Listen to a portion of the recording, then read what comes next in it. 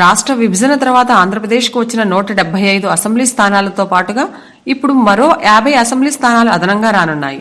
విశ్వసనీయ వర్గాల సమాచారం ప్రకారం ఆంధ్రప్రదేశ్లో జిల్లాల వారీగా పెరగనున్న అసెంబ్లీ సీట్ల వివరాలు.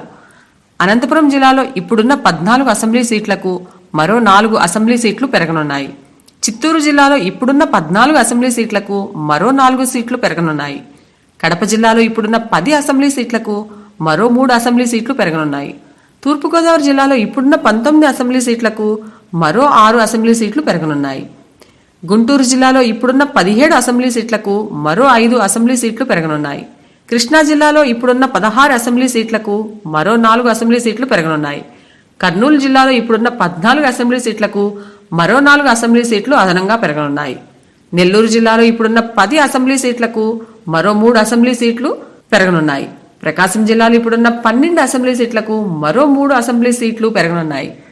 పశ్చిమ గోదావరి జిల్లాలో ఇప్పుడున్న 15 అసెంబ్లీ సీట్లకు మరో 4 అసెంబ్లీ సీట్లు పెరగనున్నాయి.